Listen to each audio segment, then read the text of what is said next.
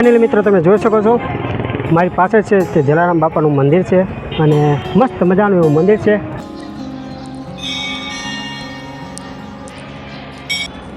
મિત્રો ચોટીલામાં આવેલા જલારામ મંદિરની જગ્યા એટલી મસ્ત મજાની છે કે ન પૂછો વાત। અને આ મંદિર એવું છે કે અહીં ભક્તિ અને માનવતા બંનેનો સુંદર સંગમ થઈ રહ્યો છે। મિત્રો બપોરના સમયે અથવા સાંજના સમયે જો તમે મંદિરના દર્શન કરવા માટે આવો છો તો અહીં નિઃશુલ્ક ભોજનની પણ વ્યવસ્થા છે અને પાસ લેવા માટેની અહીં ઓફિસ છે। તો ચાલો તેનો ટાઈપ જોઈ લઈએ। આજના દિવસે પ્રસાદી છે, રોટલી છે, શાક છે, દાળ છે। તો ચાલો મિત્રો આજે આપણે જલારામ બાપાના દર્શન કરીએ અને મંદિરનો લાહો લઈએ।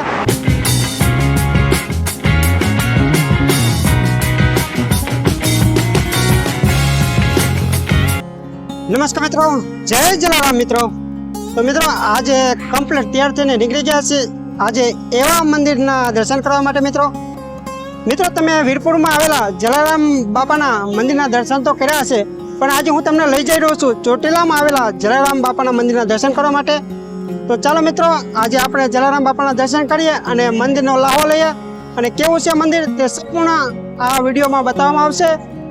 તો બાકી અત્યારે જો આપણે પહોંચી ગયા છીએ આ ચોટીલા હાઈવે ઉપર। તો મિત્રો ચાલો આપણે જઈએ ચોટીલા અને જલારામ બાપાના દર્શન કરીએ અને મંદિરનો લાહો લઈએ। તો ચાલો મિત્રો પહોંચીએ હવે ચોટીલા।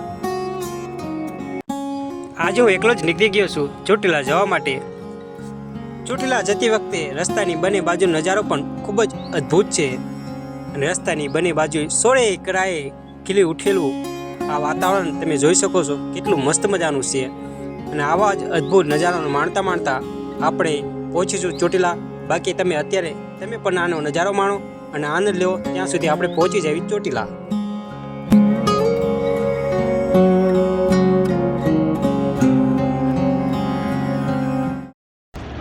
જય જલારામ મિત્રો, જય માતાજી મિત્રો। ફાઇનલી મિત્રો આપણે આવી ગયા છીએ ચોટીલામાં આવ્યું પવિત્ર એક મંદિર જલારામ બાપાનું મંદિર। અને જલારામ બાપાનું મંદિરે ચોટીલા આવો છો મા ચામુંડમાના દર્શન કરવા માટે તો ચોટીલા ડુંગરથી એકદમ નજીકમાં જ આવેલું છે। તો અને તમે જોઈ શકો વિશાળ એવી જગ્યા છે, જલારામ બાપાના મંદિરની આગળ પણ વિશાળ એવી જગ્યા છે અને વાતાવરણ પણ એવું મસ્ત મજાનું એવું વાતાવરણ છે। તો ચાલો મિત્રો સામે છે મંદિર, તે મંદિરના દર્શન કરીએ। તો ચાલો મિત્રો મંદિર તરફ જઈએ હવે। ફાઇનલી મિત્રો તમે જોઈ શકો છો મારી પાસે છે તે જલારામ બાપાનું મંદિર છે અને મસ્ત મજાનું એવું મંદિર છે અને બાકી બહારનો પણ નજારો હું તમને બતાવું। આ છે જલારામ મંદિર। અહીં જ ભગવાનના દર્શન માટે હજારો ભક્તો દરરોજ આવન જાવન કરે છે। મંદિર ખૂબ જ સુંદર છે, સફેદ લાલ રંગના ગુંબજ અને શાંતિપૂર્ણ વાતાવરણ તમને અંદર જતાં પહેલાં જ ભક્તિની લાગણીઓ આપી દેશે। જલારામ બાપાનું મુખ્ય મંદિર તો વીરપુરમાં છે, પરંતુ અહીં ચોટીલામાં પણ તેમની ખૂબ જ પ્રસિદ્ધ મૂર્તિ સ્થાપિત છે। ભક્તો ખૂબ શ્રદ્ધા અને ભક્તિપૂર્વક દર્શન કરવા અહીં આવે છે। સાદગી અને ભક્તિભાવ, મંદિરનો માહોલ ખૂબ જ શાંતિપૂર્ણ અને ભક્તિમય છે। અહીં શાંતિથી બેઠા રહી પ્રાર્થના કરવાનો એક અનોખો આનંદ છે। ચોટીલાનું આધ્યાત્મિક માહોલ, ચોટીલા ચામુંડ માતાનું પ્રખ્યાત ધામ છે। એ જ યાત્રામાં ભક્તો જલારામ મંદિરના દર્શન કરીને ધન્યતા અનુભવતા હોય છે। હવે ચાલો આપણે જલારામ બાપાના દિવ્ય દર્શન કરીએ। ભક્તોને અહીં શાંતિ અને સકારાત્મક ઉર્જાનો અનુભવ થાય તેવું મસ્ત મજાનું એવું મંદિર છે। તો ચાલો બાપાના દર્શન કરી અને તેના આશીર્વાદ લઈએ। તો ચાલો હવે આપણે અંદરની તરફ જઈએ। આપણે મંદિરમાં પ્રવેશ કરતાં આપણને સૌપ્રથમ જોવા મળે છે શિવ પાર્વતીની પ્રતિમા। તો ચાલો સૌપ્રથમ તેના દર્શન કરી લઈએ।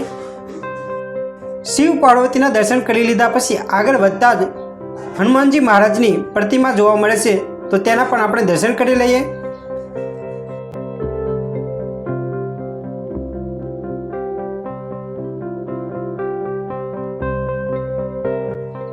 હનુમાનજીના દર્શન કરી લીધા પછી આગળ વધતા સુંદર મજાની શ્રી જલારામ બાપાની પ્રતિમા જોવા મળે છે, તો ચાલો તેના દર્શન કરી લઈએ।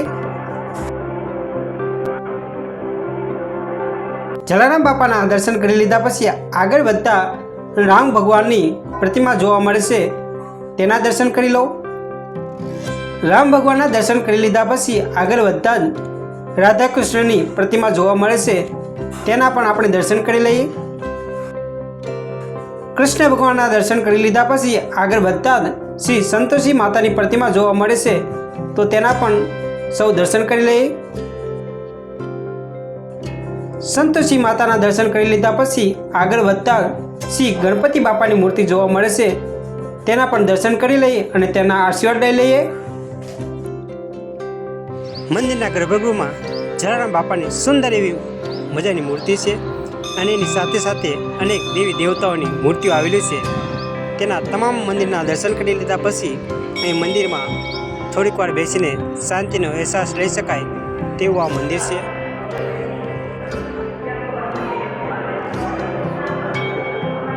ફાઇનલી મિત્રો આપણે કરી લીધા જલારામ બાપાના દર્શન। આ દર્શન કરતાં જ એક આધ્યાત્મિક શાંતિનો અનુભવ થાય છે અને અહીંનું મંદિર પણ એટલું મસ્ત મજાનું છે કે ન પૂછો વાત। તમને પણ બતાવું કેટલું મસ્ત મજાનું છે। અહીંનું વાતાવરણ તો એટલું મસ્ત છે જ, સાથે સાથે અહીંના દ્રશ્યો પણ એટલા અદ્ભુત છે અને વિશાળ એવી જગ્યા છે।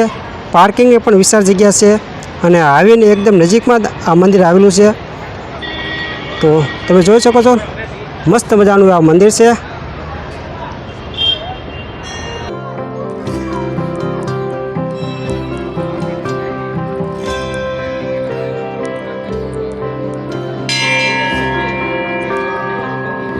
મિત્રો જલારામ બાપાના મંદિરના દર્શન માટે આવો। સૌથી બેસ્ટ સારું મને લાગ્યું હોય તો એનું જેટલું મંદિર સુંદર છે એટલી જ અહીંની સ્વચ્છતા પણ એટલી સુંદર છે। તમે જોઈ શકો તો મસ્ત મજાની એવી સ્વચ્છતા છે। તો ચાલો મિત્રો હવે આગળ જઈએ અને આગળની પણ વ્યવસ્થાની જોઈએ કેવી કેવી વ્યવસ્થા છે। તો ચાલો મિત્રો બપોરના સમયે અથવા સાંજના સમયે જો તમે મંદિરના દર્શન કરવા માટે આવો છો તો અહીં નિઃશુલ્ક ભોજનની પણ વ્યવસ્થા છે અને પાસ લેવા માટેની અહીં ઓફિસ છે। તો ચાલો તેનો ટાઈમ જોઈ લઈએ।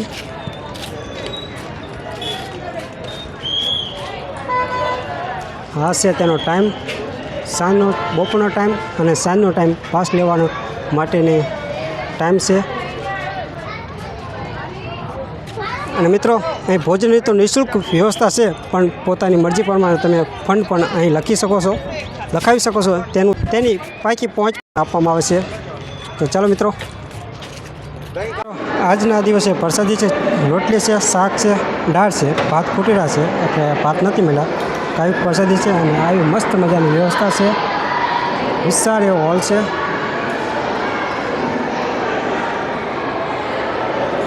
તો ચાલો મિત્રો જમી લઈએ। ફાઇનલી મિત્રો મસ્ત મજાની પ્રસાદીને લઈ લીધી અને મિત્રો પ્રસાદીની વ્યવસ્થા પણ એટલી મસ્ત મજાની હતી કે ન પૂછો વાત। અને મિત્રો અહીં ભોજનાલયમાં પ્રસાદીની વ્યવસ્થા સાવ મફત છે, પરંતુ તમે પોતાની ઈચ્છા પ્રમાણે ત્યાં ફંડ લખાવી શકો છો, તેની પાકી પહોંચ પણ મળી જાય છે। તો આવી છે કે ભોજન માટેની વ્યવસ્થા અને જે ભોજનાલય છે તે મંદિર છે તેની એકદમ સામેની બાજુ જ છે, મસ્ત મજાની એવી ભોજનાલય છે। તો ચાલો મિત્રો પ્રસાદી આપણે લઈ લીધી અને હવે આગળ વધીએ। મિત્રો ચોટીલામાં આવેલા જલારામ મંદિરની જગ્યા એટલી મસ્ત મજાની છે કે ન પૂછો વાત। અને આ મંદિર એવું છે કે અહીં ભક્તિ અને માનવતા બંનેનો સુંદર સંગમ થઈ રહ્યો છે। અને મિત્રો આવું મસ્ત મજાનું એવું મંદિર છે। અને મિત્રો તમને જો આજનો વિડીયો ગમ્યો હોય તો મારા વિડીયોને લાઇક કરી દેજો અને મિત્રો આવા જ અવનવા વિડીયો જોવા માટે મારી ચેનલને સબસ્ક્રાઈબ કરતા જજો। તો મળીએ આગળના નેક્સ્ટ વિડીયોમાં। જય જલારામ।